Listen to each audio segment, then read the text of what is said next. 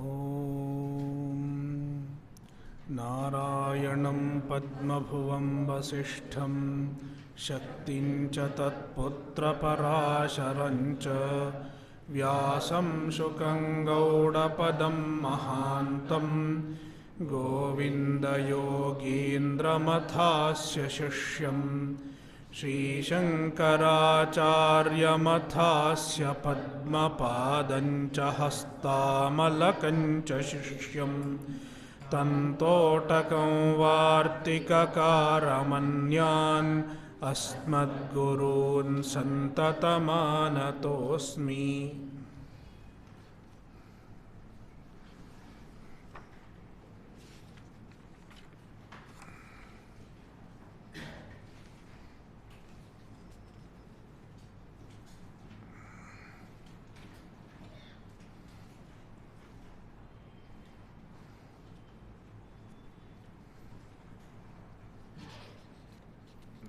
भगवद्गीता अध्याय 2 श्लोक 38।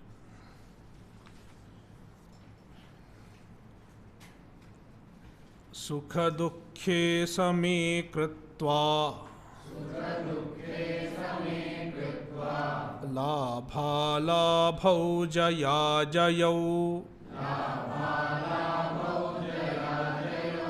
ततो युद्धाय युज्यस्व नैवं पापमवाप्स्यसि।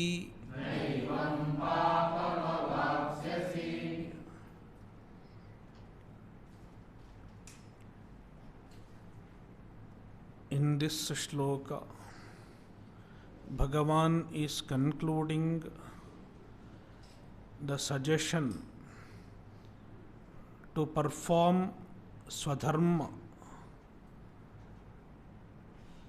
to fight the war as his swadharma.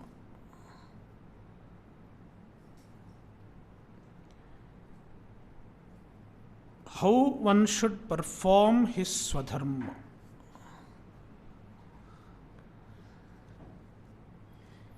Most often we see people following their likes and dislikes in whatever they do. If I like it, I will do it. If I don't like it, I will not do it. We follow our likes and dislikes. That is what governs most of our activities.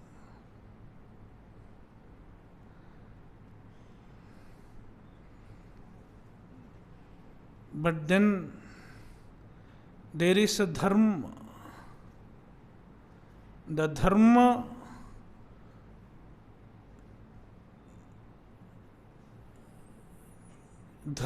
tells us what is right and what is wrong.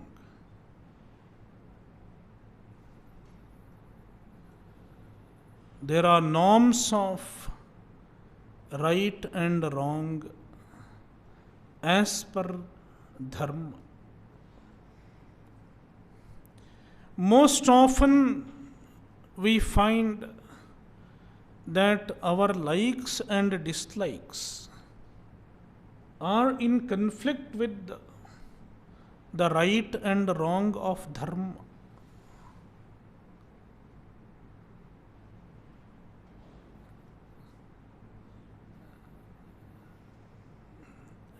That is when we have to make use of our willpower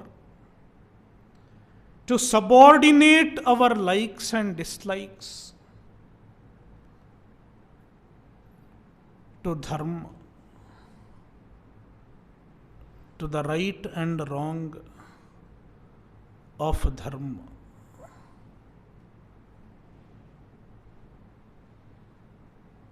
That is how one has to perform one's swadharma.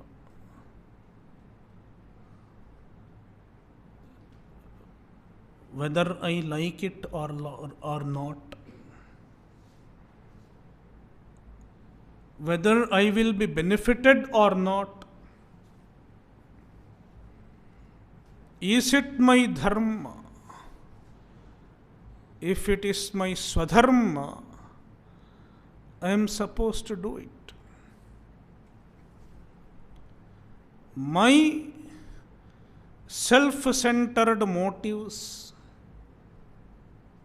my likes and dislikes, all should be subordinated, all should be subservient to dharma. What I like and what is beneficial to me in the material world, they are artha and kama among the four purusharthas. Most often in the society, we find that people are artha kama pradhana. People value artha, wealth, and people value kama, what they like.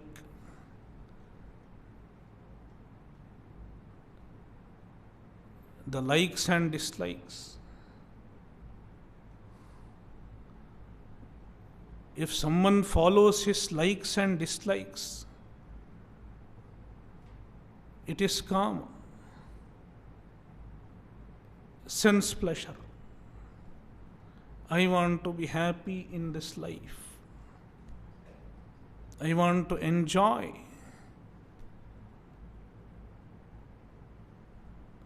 I don't care for dharma.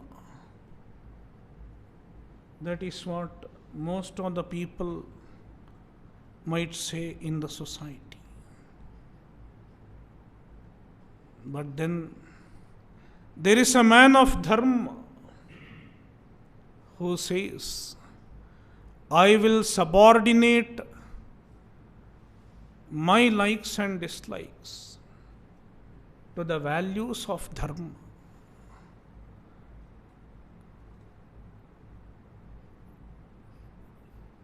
Krishna does not say one should give up one's likes and dislikes. You may have your likes and dislikes. You may have your preferences, but make them subservient to the values of dharma.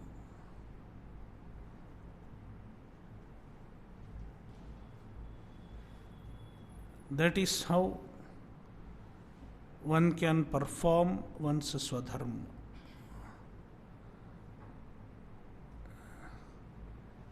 And our society in the past, the Vedic society, a dharmika society,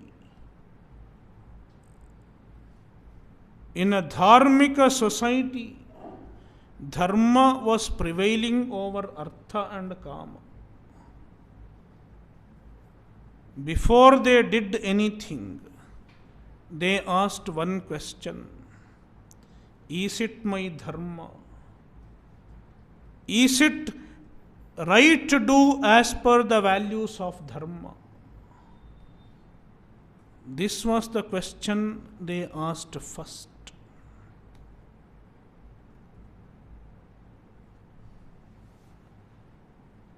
And if it is right to do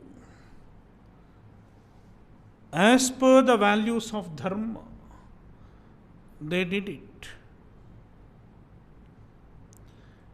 Irrespective of whether they liked it, whether it was pleasant or unpleasant, whether it was pleasurable or not, they performed their dharma.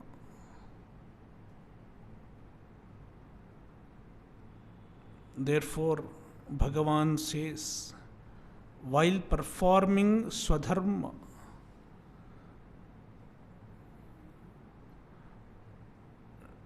do not allow your likes and dislikes prevail over the values of dharma. Therefore, he says, Sukha dukkhe samekritva. Make sukha and dukkha equal. Sukha, pleasure and pain, dukkha, make them equal. Some actions might give pleasure, therefore you like it, whereas some actions are painful, that is why we desist from them. But when it comes to dharma, do not consider whether it is pleasurable or not. Sukha dukkhe samekritva. Make pleasure and pain equal. And Bhashyakara explains, don't follow your ragadvesha. Don't follow your likes and dislikes. Instead, follow the value of dharma. Labha labho samokritva. Labha and alabha. Gain and loss. Make them equal.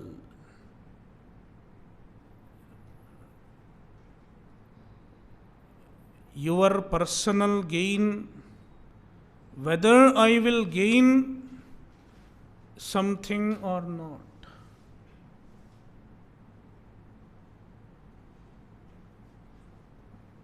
Even that has to be given up when it comes to dharma. Even if I am not going to gain anything, if it is my swadharma, I am supposed to do it. Whether I am paid or not.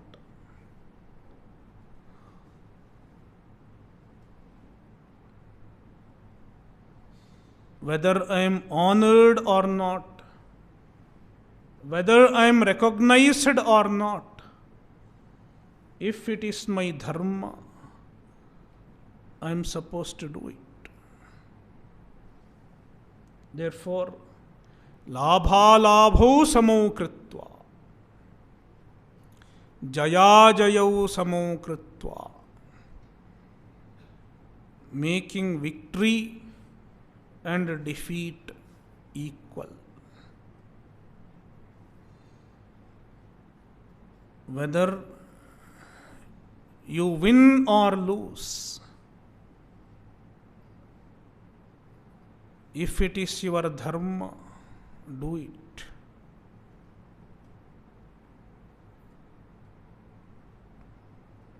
Tato yuddhaya yujyasva. Then yuddhaya yujyasva. Go for yuddha.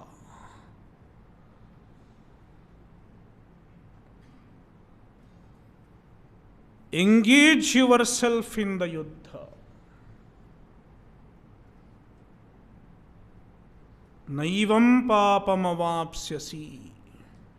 Evam, in this manner, if you fight as your swadharma, papam na avapsyasi. You will not get papa.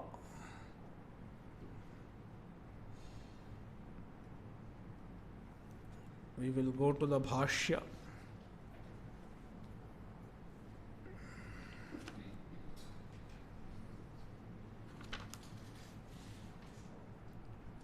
Tatra युद्धं स्वधर्म इत्येवं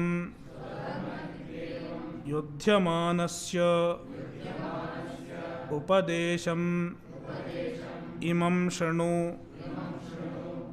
तत्र तत्र means युद्धस्य स्वधर्मत्वे निर्णीते सति, when युद्ध is your swadharma, तत्र एवं सति मीन्स युद्धस्य स्वधर्मत्वे निर्णीते सति।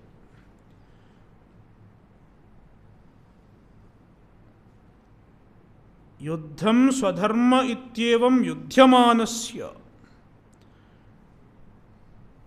one who fights with the attitude that yuddha is my swadharma, one who fights with this attitude, imam upadesham shranu, for him there is an upadesha, this upadesha, how one should perform one's swadharma.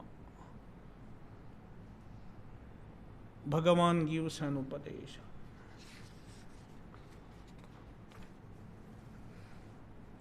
Sukha dukhe same tulye kritva ragadveshau akritva ityetat. Sukha dukhe same kritva, same is equal to tulye, equal, kritva, making pleasure and pain equal. What does it imply? Ragadveshau akritva ityetat. It means ragadveshau akritva, not entertaining ragadvesha, not entertaining likes and dislikes.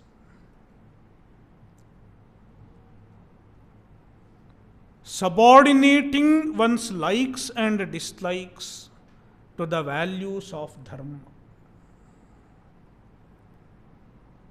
Tatha labhalabhau jaya jayau cha samau kritva ततः युद्धाय युज्यस्व घटस्व तथा.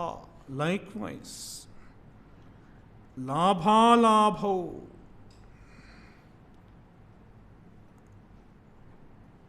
gain and loss. Labha means gain, alabha means opposite of gain.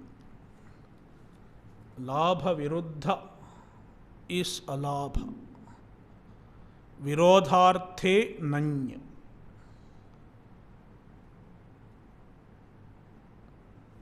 Means loss. Labhalabhau samau kritva and jaya jayau samau kritva, making jaya and ajaya.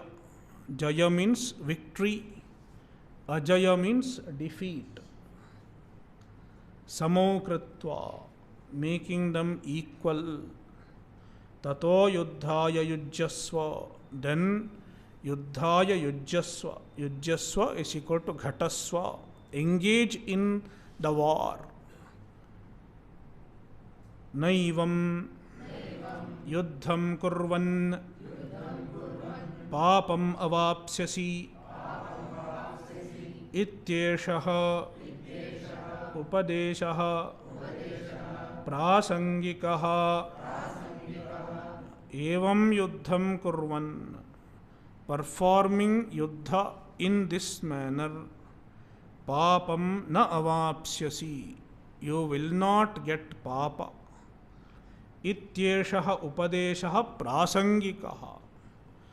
So now immediately after listening to this Samuchayavadi will rise up. He will rise up and ask a question. Is it not in favor of Samuchaya? You have to do Yuddha, means you have to do your Swadharma. And if you do your Swadharma, you won't get Papa. Therefore, to be free from Papa, one has to perform one's Swadharma. Therefore, Jnana itself cannot make you free from Papa. All those questions he will raise once again. Then Shankaracharya smartly answers him, silences him. Iti upadeshaha prasangikaha. This is just an incidental message. There is no tatparya.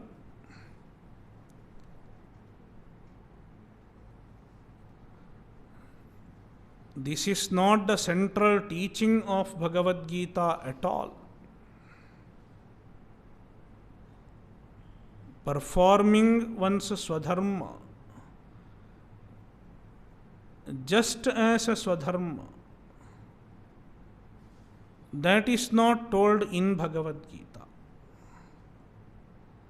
Because it is the subject matter of Dharma Shastra, where one's Dharma is mentioned as a means for Punya, as a means to go to Swarga, etc. Krishna does not really talk about Dharma as a means to go to Swarga. It is not found in Bhagavad Gita as a central theme, as a true message of Bhagavad Gita. Even when Dharma is talked about, it is mentioned as a means for moksha, for chitta shuddhi, and then to get jnana, which is called karma yoga. Dharma is mentioned as a karma yoga in Bhagavad Gita. In other places, it will come later on. But dharma as a means for Swarga is not the teaching of Bhagavad Gita.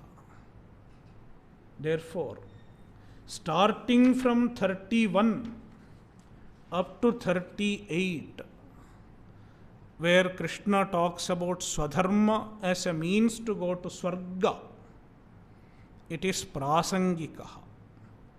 It is just an incidental message, just to convince Arjuna to fight. Krishna does not have tatparya in this message. Bhagavad Gita does not have tatparya in this message. It is not Bhagavad Gita, the purport of Bhagavad Gita is not Swadharma to get Swarga. Therefore, Acharya says, Eshaha Upadeshaha Prasangikaha. This Upadesha is Prasangika, contextual, just to convince Arjuna to fight, because it is his Swadharma. The main topic so far was Atma Tattva.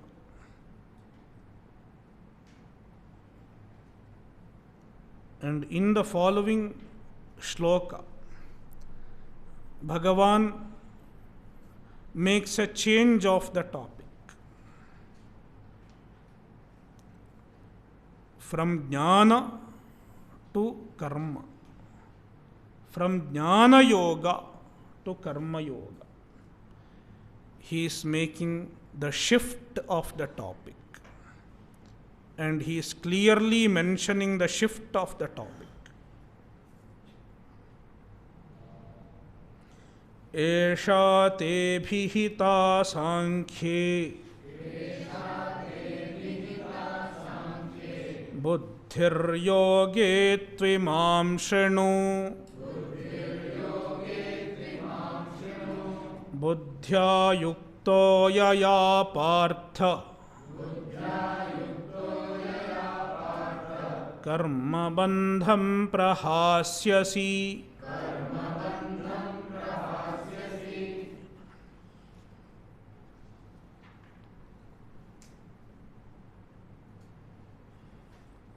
एषा ते सांख्ये बुद्धिः अभिहिता. एषा, this means so far, starting from shloka 11 up to 38, though incidentally Swadharma and other things were told, in this section, starting from 11 to 38, the main discussion was Sankhya Buddhi. Sankhya means Atmajnana. Sankhya Buddhi means Atmajnana Atma Vishaya Buddhi.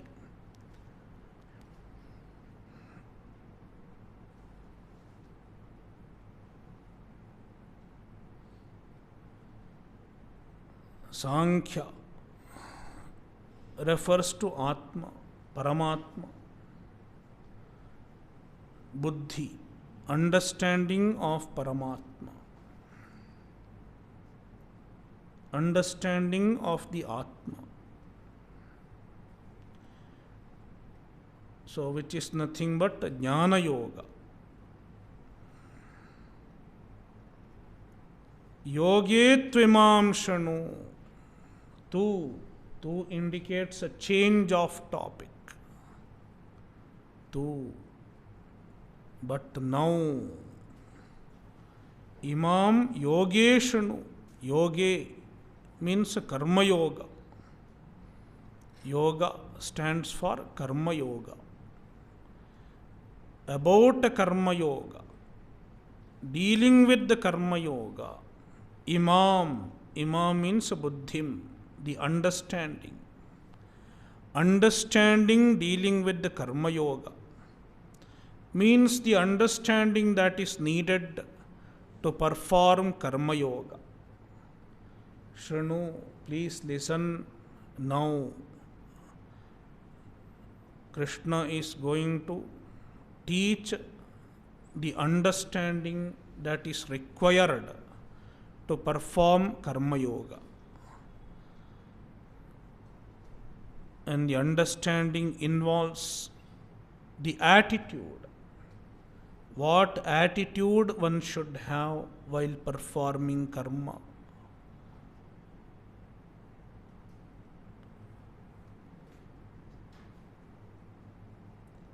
He Partha, O Partha, yaya buddhya yuktaha,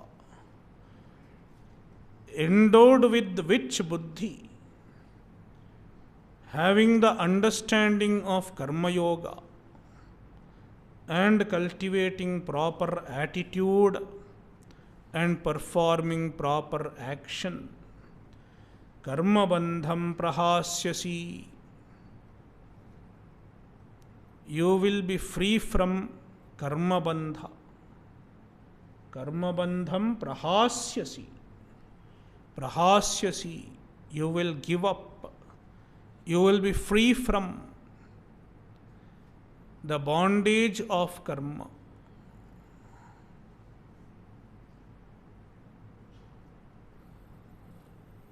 And Bhashyakara will explain how karma yoga will give chitta shuddhi, and in due course you will get jnana, thereby you will be free from the bondage of karma.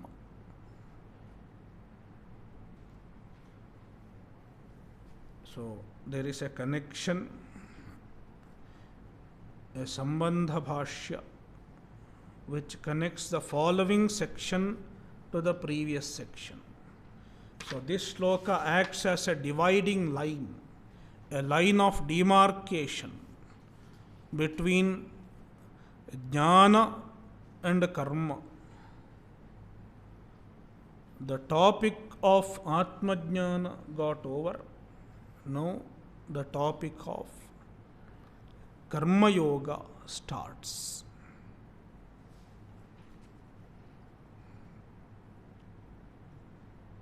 Shokamohapanayanaaya Laukiko Nyayah Swadharmamapi Chavekshya Ityadhyaihi Shlokaihi Uktaha Natu Tatparyena. Bhashyakara clarifies that the discussion of Swadharma, which has happened from 31 to 38, it is not a Tatparyena. It is not as a main teaching. Instead, it is prasangika, incidental, contextual, for removing Arjuna's shoka and moha. Shoka moha apanayanaya, for removing Arjuna's shoka and moha, for making Arjuna free from shoka and moha. And it was a laukika nyaya, a nyaya, a logic, a wisdom which is well known in the world. Laukiko nyaya, a wisdom which is known in the world. Even without Vedanta Upadesha. In a Vedic society, it is well known. In a Dharma Pradhana society, it is well known. What is it? Swadharmamapi chaveksha ityadhyaihi shlokaihi uktaha. The Laukika Nyayaha uktaha.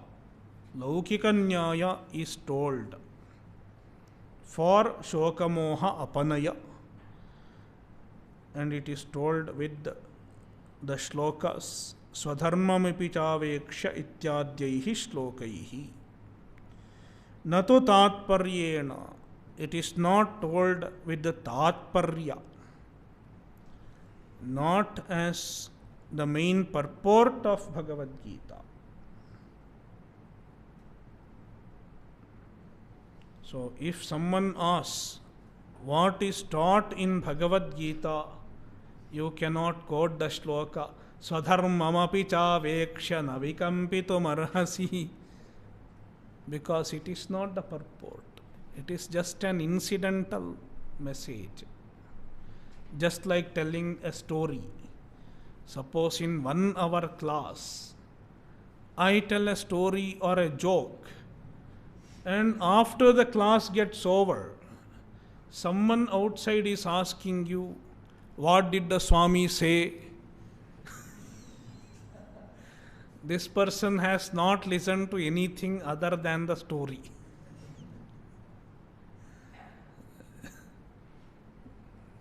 Then he tells, oh, Swamiji told this story. Oh, that's all. The Swami keeps telling only stories. Then it will become a news. This Acharya, he doesn't know any Vedanta. He tells only stories.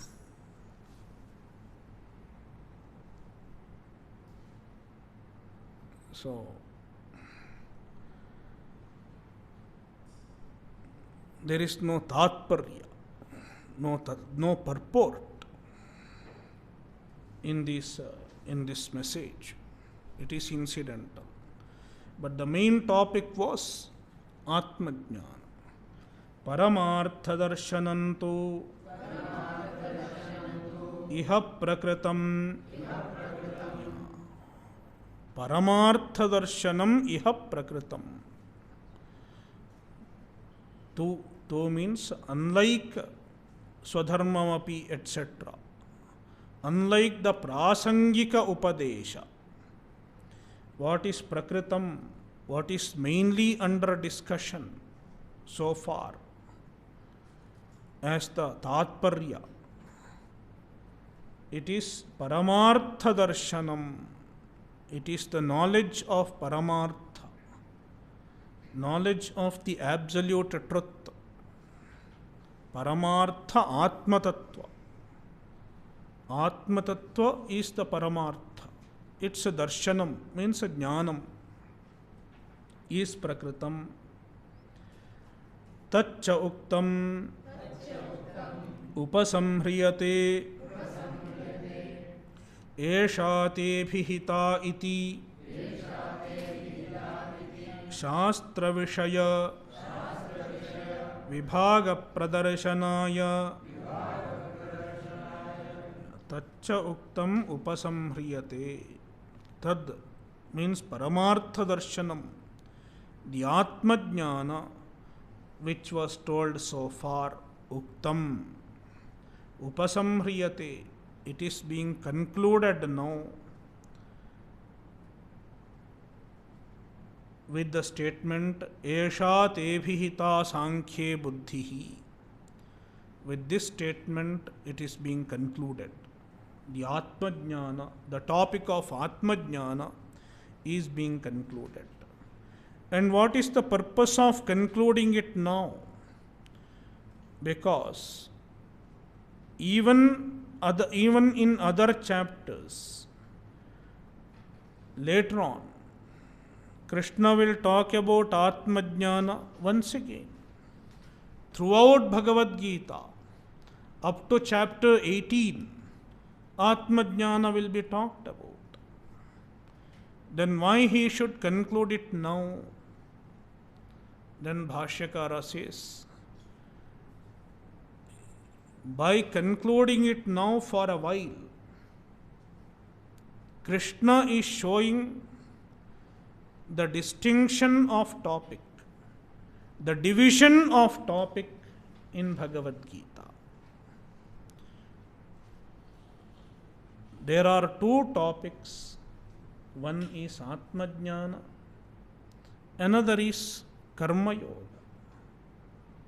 These two topics are discussed in Bhagavad Gita. He wants to clarify this. Shastra Vishaya Vibhaga Pradarshanaya, to show the Vibhaga, the distinction of a Shastra Vishaya, the distinction of the subject matter of the Shastra. So far Karma Yoga, so far Jnana Yoga, and hereafter Karma Yoga. He is showing the distinction so that one doesn't mix them up. We have to be careful about the Samuchayavadi. He will mix them up. So there is a clear demarcation between the two. Jnana is one and then another is Karma Yoga.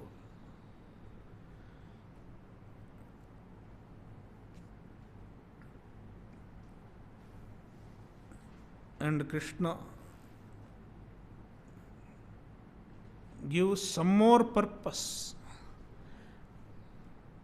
that this demarcation serves. If it is shown here, it can be easily shown elsewhere also. See, iha hi darshite punaha शास्त्र विषय विभागः उपरिष्टात् ज्ञानयोगेन सांख्यानां कर्मयोगेन योगिनाम् इति निष्ठाद्वयविषयं शास्त्रं सुखं प्रवर्तिष्यते श्रोतारश्च विषयविभागेन सुखं ग्रहीष्यन्ति इत्यत आह। इह हि दर्शिते, if the distinction of the topics, the division of the topics, if it is shown here in chapter 2 clearly, punaha, then Shastra Vishaya Vibhagaha Uparishtat, later on in the upcoming portion, in chapter 3, Uparishtat. Uparishtat means later on.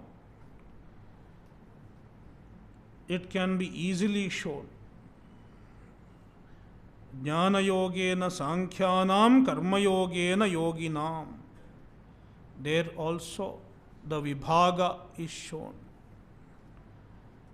Iti nishtadvaya vishayam shastram. The shastra which talks about two nishthas, two commitments based on jnana and karma respectively. Sukham pravartishyate. It can flow easily. It can be presented easily. If something is already known a little, it is easier to explain it at a later point of time.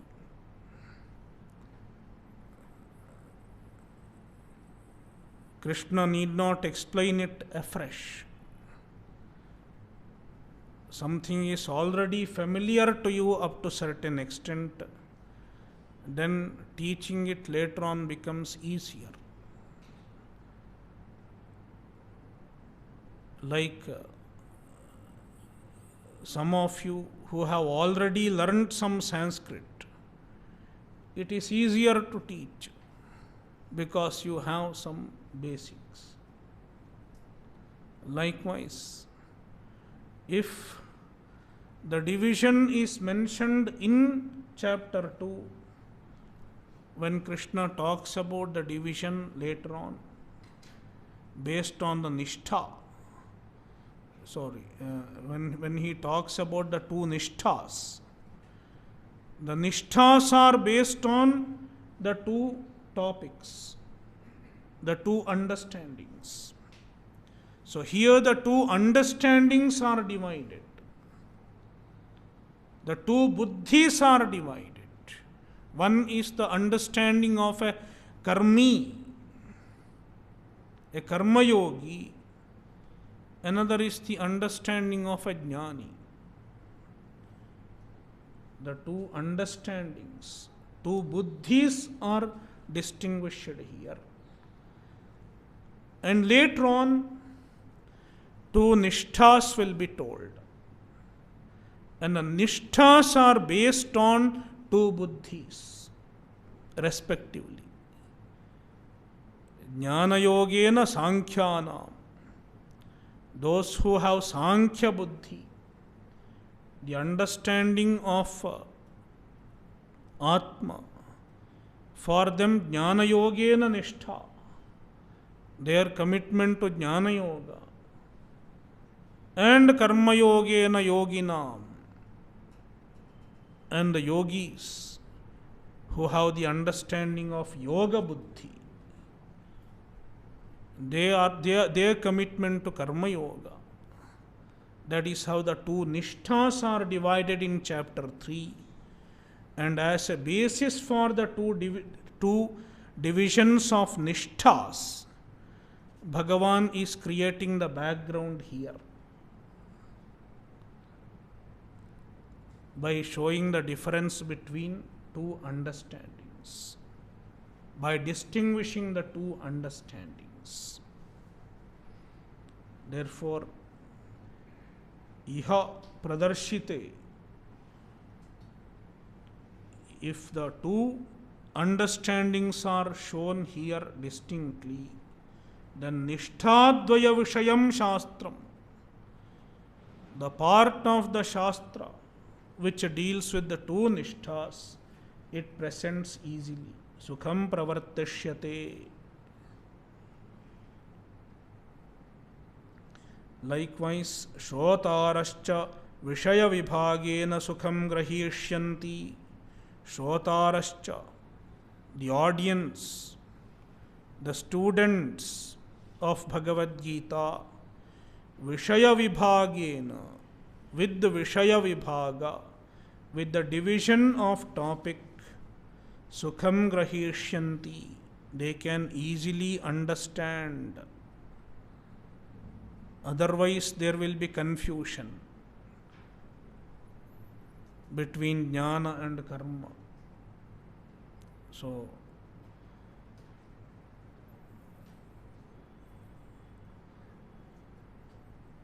ityata aha. With this reason, Bhagavan says the following shloka.